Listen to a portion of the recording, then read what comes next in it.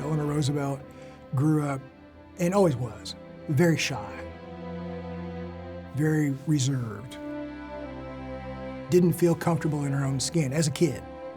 Here's Eleanor Roosevelt growing up in a family that seemed to, according to her version of it, have every beautiful woman on the planet. She was related to them by blood, and yet she's kind of the ugly duckling. Like her husband, Eleanor Roosevelt overcame the greatest obstacles life threw at her. By force of will, she transformed a timid young girl into the most influential woman in the world.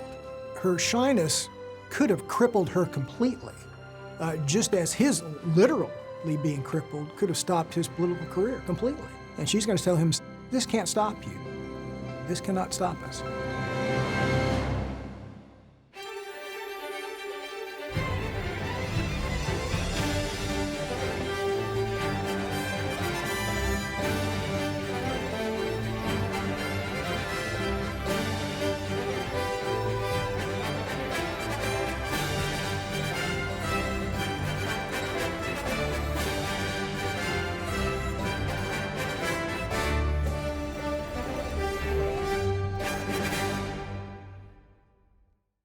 Franklin Roosevelt taught the world that the only thing to fear is fear itself. Nameless, unreasoning, unjustified terror. It's a lesson his wife Eleanor learned at an early age. As a young girl, she was awkward and self-conscious, overshadowed by her famous family. Her mother was a Livingston, descended from Scottish nobility. Her father's brother was Teddy Roosevelt, future President of the United States. But Eleanor was determined to face down her fears. At age 20, she plunged into the unknown, marrying her fifth cousin, Franklin Delano Roosevelt. When she married Franklin Roosevelt, she became Eleanor Roosevelt Roosevelt. And so she got politics from both sides. And she understood from a fairly early age that she was smart and she had something to contribute, but she didn't know quite how to contribute. Eleanor soon found herself under the thumb of Franklin's controlling mother, Sarah. When the newlyweds moved to New York City, Sarah bought adjoining townhouses. One for them, one for her. Already the odd woman out, Eleanor discovered that Franklin was unfaithful. There was a family crisis. Franklin Roosevelt had an affair in the 1910s, and Eleanor Roosevelt had to decide whether to leave him or not. And she decided to stick around. And part of it was for the sake of the children, but I think part of it also might have been a recognition that he was going places in politics, and he could take her along. She had a political agenda of her own. She had ideas of how America might be improved. At age 39, Franklin was struck down by polio. He would never walk again. But thanks to Eleanor's steely determination and unfailing support, his political rise continued. With FDR elected president, the country soon learned it had a new kind of First Lady. The president's wife taking her exercise astride a horse. It's been a long time since Washington has seen a sight like this, and it looks good. When World War I veterans had marched on Washington to demand their bonuses, President Hoover sent the Army to disperse them. When the vets returned a year later, FDR sent Eleanor. They received free quarters, an army chow at nearby Fort Hunt, and a surprise visit from the First Lady. Mrs. Roosevelt waded through acres of mud to inquire after their welfare, one of many such missions that made her name a byword. Eleanor played an essential role during the Great Depression, and she was constantly traveling. She traveled all over the country, going to visit people who were in deep poverty and in great need. Now, at the same time, Eleanor was coming back to Washington, and she was telling Franklin, you have to do more. You have to do more. She comes from a pretty patrician world. and she is comfortable enough to go out and see the sharecropper in the field.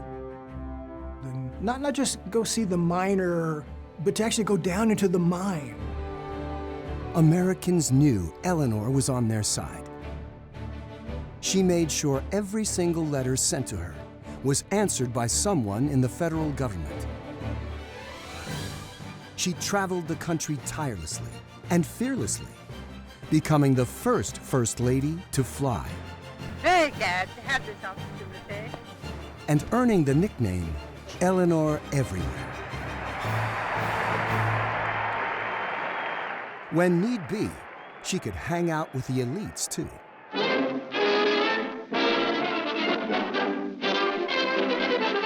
The White House is again the scene of a birthday celebration for the president. At midnight, Mrs. Roosevelt cuts the giant cake, a big slice to actor George Murphy, a little one for little Margaret O'Brien. Joe E. Brown looks hungry, too. The First Lady, in the president's absence, gives his message. Whatever we can contribute to promote our children's health is an investment in our country's future. It is an assertion of our American birthright to life, liberty, and the pursuit of happiness. Eleanor was the president's conscience. She would invite friends to the White House and seat them next to Franklin, the better to bend his ear on behalf of a favorite cause. She held press conferences, open only to women, forcing the major news services to hire their first female reporters. Her White House was like a busy summer camp, with a constant flow of family, friends, and colleagues occupying the upstairs bedrooms. At a time when lynchings were still common in the South, and blacks were second-class citizens everywhere, Eleanor fought for civil rights. They had kind of this tag team relationship, Eleanor and Franklin. Eleanor would go out there and she would speak in favor of civil rights reform, an anti-lynching law, and she would say, "My husband is with us in his heart, but practical politics prevents him from coming along just yet." And Franklin Roosevelt, when speaking to those conservatives, would sort of throw up his hands and say, "Oh, the missus, what can you do about her?" So they were able to have it both ways, and they became a very effective team. In 1939, the Daughters of the American Revolution refused permission for singer Marian Anderson to perform before an integrated audience at Constitution Hall in Washington, D.C. Eleanor promptly resigned from the DAR in protest and moved the concert to the Lincoln Memorial. It happened. 75,000 people around, in front of the Lincoln Memorial and around the reflecting pool, and Marian Anderson singing. Is that everybody here? It was an extraordinary occasion to see this magnificent opera singer before a huge crowd, black and white, old and young, from all walks of life. He's got the whole world in his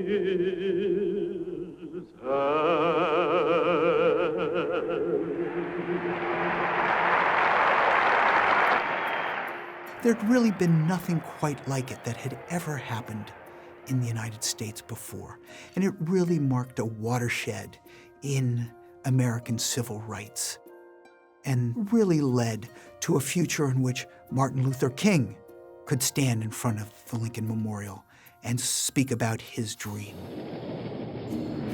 Eleanor began her public life as a stand-in for her husband, but soon learned that people wanted to hear from her. She wrote newspaper columns for decades. I mean, this begins back in the 30s. She will write 8,000 newspaper columns in her life. This is where battling your shyness to the mat had to take place, or she can't play out these public roles the way that she did. She's always in the public eye. She's always giving speeches. She's always writing. She's projecting herself in so many different ways.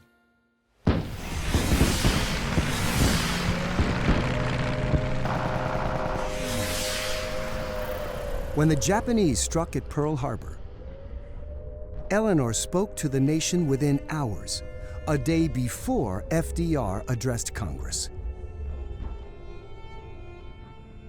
Many of you all over this country have boys in the services who will now be called upon to go into action. You cannot escape anxiety. You cannot escape a clutch of fear at your heart. And yet I hope that the certainty of what we have to meet will make you rise above these fears. Whatever is asked of us, I am sure we can accomplish it. We are the free and unconquerable people of the United States of America. Eleanor Roosevelt would become the most famous and significant female voice really in the world. During the war itself, she gave radio addresses, she had her own column, and she was a voice of conscience. She was a voice of morality. In 1941, Eleanor grabbed a chance to boost the war effort and promote civil rights.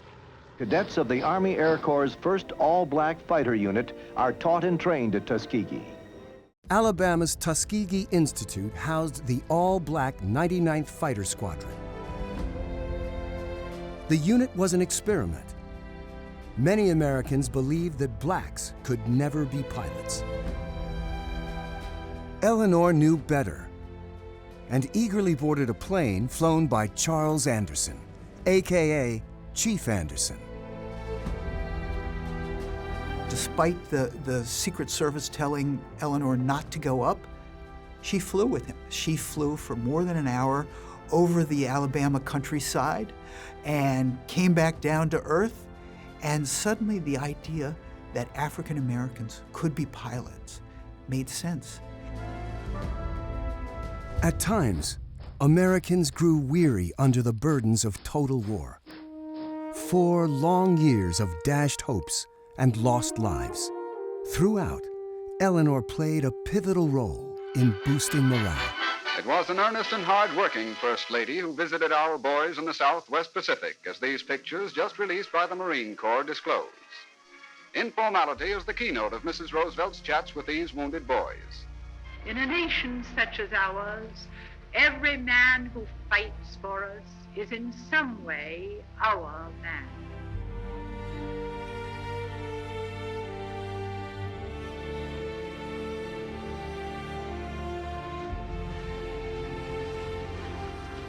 Eleanor would live for 17 years past Franklin. America's first delegate to the United Nations, she became a tireless voice for the voiceless, the driving force behind the UN's Universal Declaration of Human Rights. She often carried her own bag through railroad stations or airports. For her, the cause was everything. The awkward, painfully shy girl had done more than conquer her fears. In the words of President Truman, she had become First Lady of the World.